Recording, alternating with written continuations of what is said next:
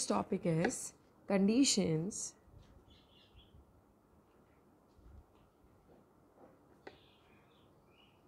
for a compound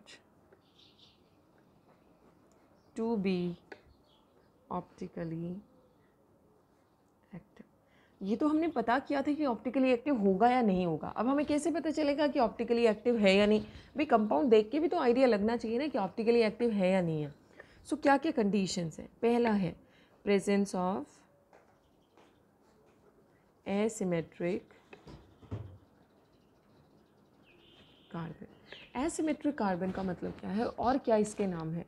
अगर आपके पास कोई ऐसा कंपाउंड है जिसमें कार्बन से जुड़े हुए चारों ग्रुप्स अलग अलग हैं, for example CH3, hydrogen, chlorine, and let's say this side you are having C2H5, right बेटा. अब देखो इस कंपाउंड, या मैं इसको नॉर्मली ऐसे लिखती हूँ CH3, CH2, CH, Cl, CH3, या मैंने ऐसे लिखा. तो अब आप खुद देखिए, इस कार्बन की बात करते हैं. इस कार्बन से 3 हाइड्रोजन जुड़े हैं, तो यानी कि होना क्या चाहिए, हमें उस कार्बन को सर्च करना होगा जिस पे जुड़े हुए चारों ग्रुप्स अलग होंगे. कार्बन से जुड़े चारों ग्रुप्स अगर अलग हैं ABCD, तो वो कार्बन आपका एसिमेट्रिक कार्बन होता है. This is first and foremost condition for a compound to be optically active. Although there can be some other condition, जैसे हम बाइफिनाइल्स वगैरह की बात करेंगे तो उसमें कुछ और भी कंडीशंस अप्लाई होती हैं, बट हमें मेनली इस चीज़ पे, नॉर्मल कंपाउंड्स में हमें इस चीज़ पे फोकस करना चाहिए कि उसके अंदर एक ऐसा कार्बन होना चाहिए जिससे जुड़े चारों ग्रुप्स अलग होंगे. अब जैसे ये वाला केस है, इससे तो पहले बार पता चल गया 3 हाइड्रोजन है तो 3 तो एक जैसे हो गए, इस पे 2 हाइड्रोजन तो 2 एक जैसे हो गए, इस पे 3 हाइड्रोजन एक जैसे हो गए. It is having methyl, ethyl, hydrogen and chlorine. So all 4 groups are different. तो इस कार्बन की अगर मैं बात करूँ तो हम स्टार मार्क कर देते हैं उसको. So this is marked as star because having all 4 groups different: hydrogen, chlorine, ethyl and methyl. So all 4 groups are different. So such carbon or such center is called asymmetric carbon, chiral carbon और stereo centre. कुछ भी हम इसको बोलेंगे, लेकिन ये first और foremost condition है कि कंपाउंड में अगर एक ऐसा कार्बन है जिसमें चारों ही ग्रुप अलग हैं तो हमारे लिए बहुत इजी हो जाता है ये बताना कि वो ऑप्टिकली एक्टिव होगा या नहीं होगा. सेकेंड कंडीशन है it should not have any symmetry element. So second condition क्या है? Absence of symmetry elements. Absence of symmetry elements का मतलब क्या है? आपने जैसे कांच का गिलास लिया है, कांच का गिलास अगर हम देखें तो कांच के गिलास का इमेज आप देखोगे तो आपको वैसे का वैसा मिलेगा. आप थोड़ी सी देर उसको घुमा दोगे तो आपको लगेगा अरे ये तो बिल्कुल सेम है. ठीक है, उसको आप जैसे ये आपने, चलिए ये छोड़िए, आप H लेटर लेते हैं. आपने H लेटर लिया, H लेटर में आपको पता है कि अगर मान लीजिए मैं यहाँ से यहाँ पे मैं मिरर रखता हूँ या रखती हूँ, तो मिरर रखते ही क्या होगा, इसका एग्जैक्ट रिफ्लेक्शन हमें मिलेगा.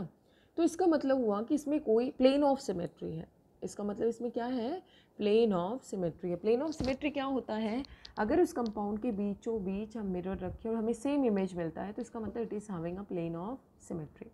यहाँ रख दो आप, जैसा इधर है वैसा ही तो इधर है बेटा, एग्जैक्टली सेम इमेज हमें मिलेगी. आप एग्जाम्पल ले लीजिए, let's say you are having x. क्या है आपके पास? x को अगर मैं घुमा दूँ, x को अगर मैं घुमाऊँ तो घुमाने के लिए क्या होगा? जैसे हमने इसको घुमाया, ये यहाँ पे आके देखिए कितने एंगल पे, मेरे हिसाब से 90 एंगल पे घुमाते ही ये सेम हमें कॉन्फ़िगरेशन मिलेगा. 90 पे घुमाया तो ये यहाँ, ये यहाँ, ये यहाँ, ये यहाँ, एग्जैक्टली सेम मिला. फिर 90 पे घुमाएंगे तो भी सेम मिलेगा. तो ये जो सारी चीज़ें हैं, घुमाने से मानी रोटेट करने से या मिरर इमेज लेने से, प्लेन देखने से, अगर हमें एग्जैक्टली सेम चीज़ मिलती है तो उसको हम बोलते हैं सिमेट्री एलिमेंट्स. वो अलग अलग टाइप के होते हैं. जैसे घुमाने से जो सेम मिलता है कॉन्फ़िगरेशन, तो उसको हम बोलते हैं एक्सेस ऑफ सिमेट्री, राइट. अगर हमें प्लेन यहाँ पे मिरर रखने से मिलता है तो प्लेन ऑफ सिमेट्री. और कई बार क्या होता है कि इन्वर्जन सेंटर भी प्रेजेंट होता है. तो इन्वर्जन सेंटर, और ये इन्वर्जन सेंटर का मतलब हुआ कि अगर उस कंपाउंड के सेंटर से मान लो हम इधर गए, इधर अगर कॉन्फ़िगरेशन एग्जैक्टली सेम है इसके बिल्कुल स्ट्रेट जाने से इधर में, तो इसका मतलब it is having a plane of symmetry. ठीक है बेटा, प्लेन ऑफ सिमेट्री का एग्जांपल मैं आपको ये बता देती हूँ। Let's say this is a cyclic compound, मान लो इसमें यहाँ पे CH3 है और यहाँ पे भी CH3 है, तो अगर इस कंपाउंड के बीचों बीच हम चलते हैं ऐसे, तो हमें ये एग्जैक्टली सेम कॉन्फ़िगरेशन मिलेगा। So this is called centre of inversion. इसको हम क्या बोलते हैं बेटा? Centre of inversion. तो कोई भी सिमेट्री एलिमेंट नहीं होना चाहिए, means neither plane of symmetry, जैसे ये हमने देखा है प्लेन है, यहाँ पे हमने बीच में मिरर रख दिया, हमें एग्जैक्टली सेम चीज़ मिलेगी। सो पहला ये भी नहीं होना चाहिए। सेकेंड, एक्सेस ऑफ सिमेट्री, अगर उसको हम किसी एंगल पे घुमाएं तो घुमा के हमें सेम चीज़ मिलती है, वो भी उसके लिए गलत है, तो वो भी नहीं होना चाहिए। थर्ड है, ये नहीं होने चाहिए एब्सेंस ऑफ सिमेट्री एलिमेंट्स, ये सारे सिमेट्री एलिमेंट्स हैं तीनों। And third one is inversion centre, all should be absent, all should be absent। अब हमें कैसे पता चलेगा? Let's say you have taken P आपने ले लिया बेटा, अगर मैं P को कैसे भी घुमाऊंगी, कैसे भी इसके बीच में मिरर रख देंगे, क्या हमें एग्जैक्टली सेम मिलेगा कंपाउंड? नहीं मिलेगा। तो इसलिए P के अंदर no symmetry element is present.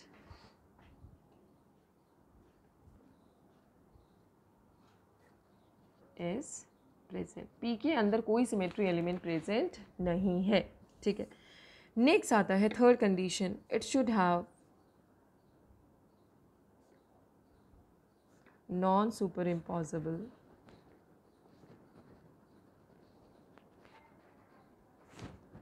Mirror images. अगर ये ऊपर वाली दोनों कंडीशंस फुल्ली मतलब सेटिस्फाइड हैं तो ये तो ऑटोमेटिकली सेटिस्फाइड है। It should have non super impossible mirror image.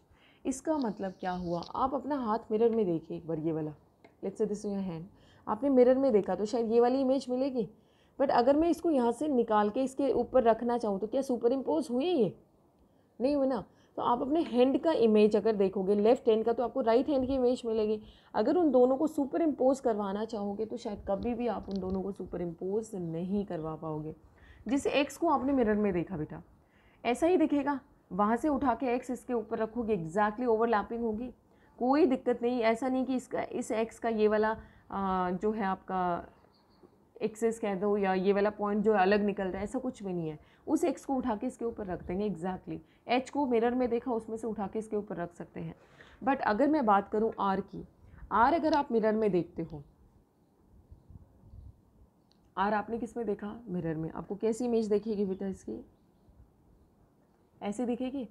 तो क्या इस आर को उठा के इसके ऊपर रखोगे, ये ओवर सुपर इम्पोज करेंगे? नहीं करेंगे। सो दे आर ऑप्टिकली एक्टिव। ऐसे कंपाउंड्स को हम क्या बोलते हैं? ऑप्टिकली, मानी they have non superimposable mirror images.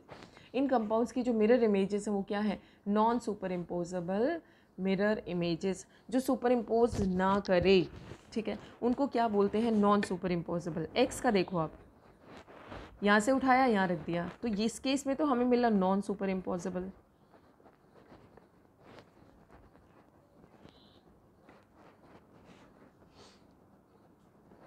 Mirror image, और इस केस में हमें क्या मिला है? सुपर इम्पोजेबल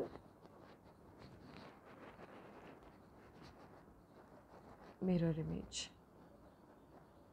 तो ये वाला तो ऑप्टिकली इनएक्टिव होगा और ये वाला ऑप्टिकली एक्टिव होगा, राइट बेटा? तो these are different conditions which determine whether the compound will be optically active or not। पहली कंडीशन क्या है? उसमें कंपाउंड में कम से कम एक ऐसा कार्बन होना चाहिए जिसके पास क्या हो बेटा? जिसके पास चारों के चारों ग्रुप्स अलग हों। दूसरी कंडीशन, उसमें कोई सिमेट्री एलिमेंट नहीं प्रेजेंट होना चाहिए, ना प्लेन, ना एक्सिस, ना ही सेंटर ऑफ इन्वर्जन। तीसरी कंडीशन है, it should have non super impossible mirror images. इसके पास क्या होने चाहिए? Non super impossible mirror images. और ऐसे वाले जो ये आपके आइसोमर्स होते हैं ना, इनको इनेंशियोमर्स बोलते हैं। जिन कंपाउंड्स की non super impossible mirror images होती है, जो ऑप्टिकली एक्टिव कंपाउंड्स होते हैं, जिनकी non super impossible mirror images होती हैं, उनको हम बोलते हैं enantiomers.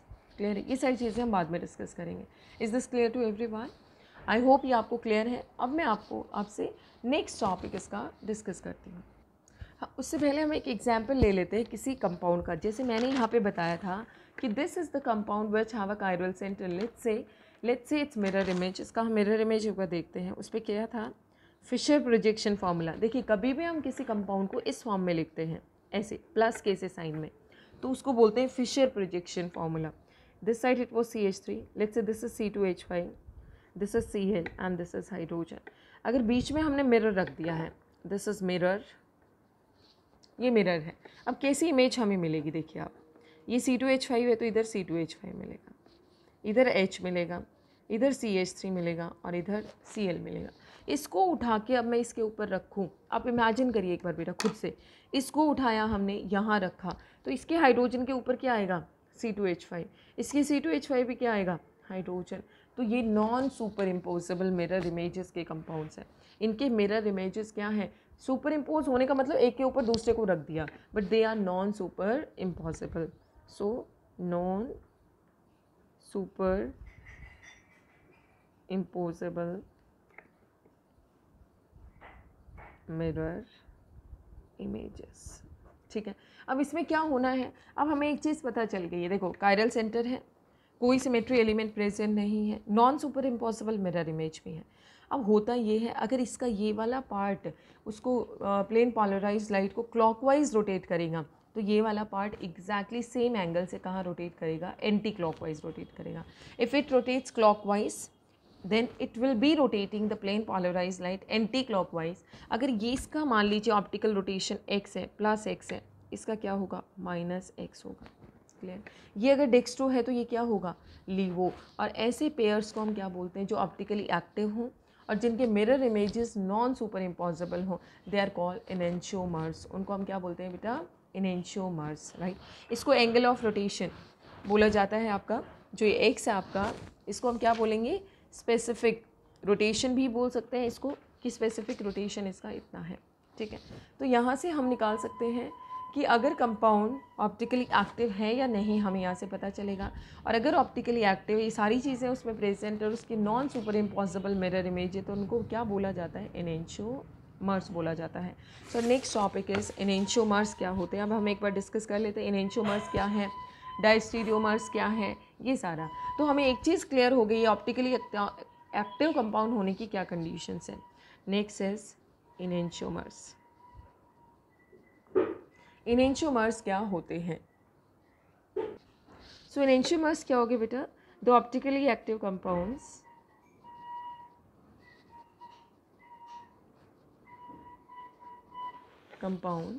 which are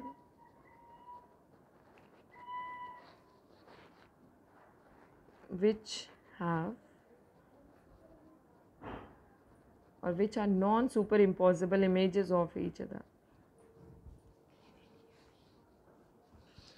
which are non superimposable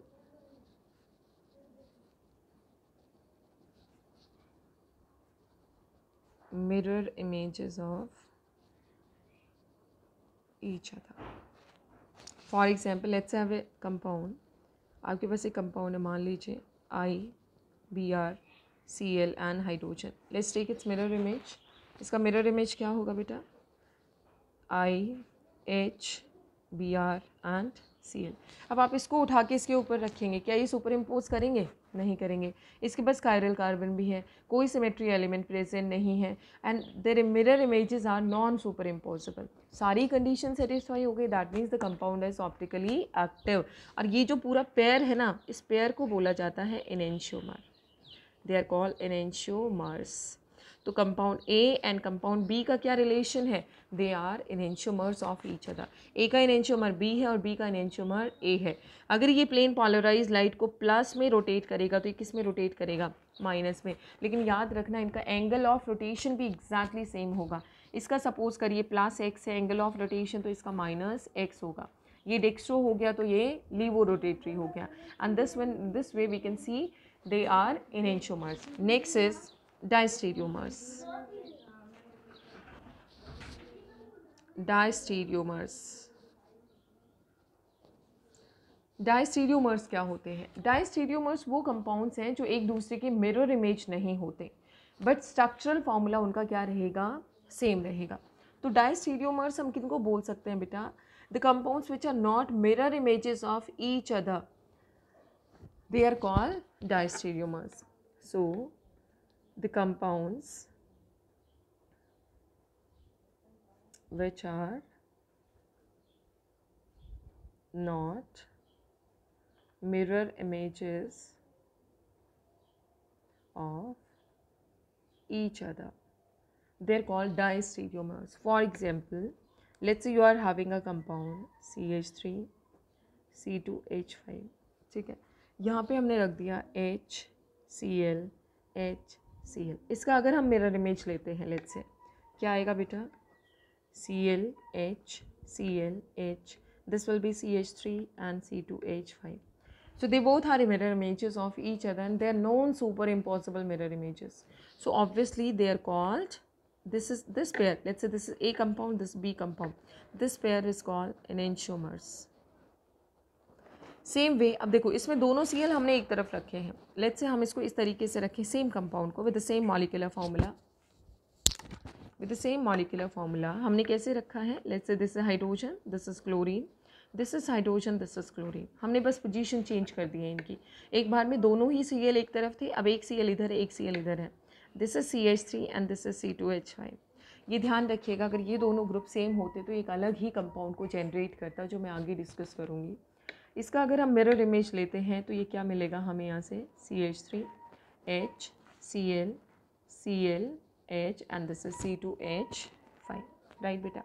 Let's say this again makes, because they are again non superimposable mirror images, so this is again a pair of enantiomers. Let's say this is C and this is D compound. अब देखो AB का relation क्या है? enantiomer.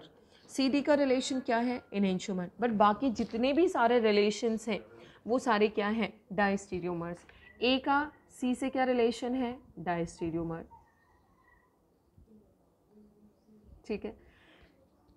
B का D से क्या relation है? B का C से क्या रिलेशन है? तो जो मिरर इमेजेस नहीं है, same molecular formula, same structural formula, but उनका स्पेशल अरेंजमेंट इस तरीके का डिफरेंट है, they are not mirror images of each other, then they are called diastereomers. Is this clear? So they are called diastereomers. अगर वो non super impossible mirror images बनाते हैं तो वो बोला जाता है आपका एनेंशियोमर्स, और अगर वो मान लीजिए मिरर इमेजेस ही नहीं है तो वो बोला जाता है डायस्टीरियोमर्स बोला जाता है. क्लियर हो गया? So that is called enantiomers and diastereomers. एक दो टर्म और हम डिस्कस करते हैं, like one is meso compounds. Meso compounds क्या होते हैं? मीजो कंपाउंड्स बहुत इंटरेस्टिंग है. मीजो कंपाउंड्स तो बहुत ही मज़ेदार. मीजो कंपाउंड्स में क्या रहेगा बेटा? ऐसा ग्रुप जैसे मैंने अभी वाला एग्जाम्पल यहाँ पे लिया था, H H Cl Cl. यहाँ CH3 है तो यहाँ भी हमने क्या रख दिया है? CH3 रख दिया. अब इस तरीके के कंपाउंड की अगर हम बात करें, इस कार्बन का केस देखो, एक हाइड्रोजन, एक CH3, एक Cl, तो यहाँ पे क्या है? कायरल सेंटर है. ये वाला भी क्या है? कायरल सेंटर है. ठीक है बेटा? तो उस हिसाब से इसको ऑप्टिकली एक्टिव होना चाहिए. लेकिन प्रॉब्लम क्या हो गई? अगर हम यहाँ पे बीच में मिरर रखते हैं, आप खुद सोचिए, अगर हमने यहाँ पे बीच में मिरर रखा तो ये दोनों इमेजेस एक दूसरे पे सुपर इम्पोज कर जाएंगे. यूँ समझो इसको हमने फोल्ड कर दिया ऐसे, यहाँ से उठा के इसके ऊपर, तो एग्जैक्टली सुपर इम्पोज करेंगे. सो इसको हम क्या बोलते हैं? Due to presence of plane of symmetry. अब यहाँ पे प्लेन ऑफ सिमेट्री प्रेजेंट रहा बेटा, due to presence of plane of symmetry such compounds are, or due to internal compensation भी इसको बोलते हैं.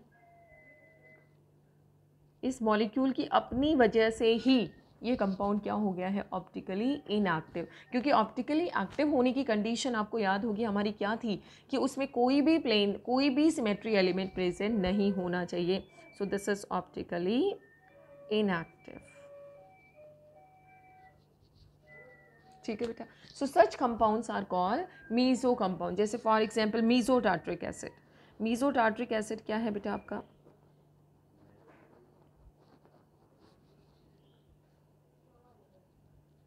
अब यहाँ पे भी हम क्या करें, अगर यहाँ हमने मिरर रख दिया तो एग्जैक्टली सेम इमेज मिलेगी, तो इसलिए ऐसा कंपाउंड क्या बोला जाएगा हमेशा, मीज़ो, साथ में लग जाता है meso, meso tartaric acid, right. So such compounds are called meso compounds, ठीक है। तो कैसे डिफाइन कर सकते हैं, compounds which are not optically active in spite of having chiral centers due to presence of plane of symmetry. Plane of symmetry का मतलब हुआ बीच में अगर हम मिरर रखते हैं तो हमें एग्जैक्टली सेम कंपाउंड मिलेगा। सो ऐसे कंपाउंड्स को हम क्या बोलते हैं बेटा, मीज़ो कंपाउंड। जैसे मीज़ो टार्ट्रिक एसिड है, ये भी कंपाउंड आपका मीज़ो है। और ऐसे बहुत सारे एग्जांपल्स ले सकते हैं। जैसे सपोज आपका कंपाउंड है CH2OH, CH2OH, यहाँ पे Br है, यहाँ भी Br है, यहाँ H है, यहाँ H है। तो ऐसे केस में भी यहाँ पे भी हम मिरर रखेंगे तो हमें मिलेगा। लेकिन एक चीज़ का ध्यान रखना, इसी कंपाउंड का मैं एक और फॉर्म लिखती हूँ। यहाँ पे देखो, कंपाउंड सपोज ऐसे लिखा हुआ है Br H H, CH2OH, CH2OH। अब देखो यहाँ पे आप बीच में सेम मॉलिक्यूलर फॉर्मूला है, यहाँ पे प्लेन रखोगे तो एग्जैक्टली सेम इमेज नहीं मिलेगी। इधर Br है बट इधर हाइड्रोजन है। सो इस कंपाउंड के 3 स्टीरियो आइसोमर्स पॉसिबल हैं, CH2OH, Br H H, Br CH2OH। तो ये जो पेयर बना है दिस इज एनेंटियोमर। तो टोटल कितने स्टीरियो आइसोमर्स बन गए, A, 2 और 3। तो टोटल स्टीरियो आइसोमर्स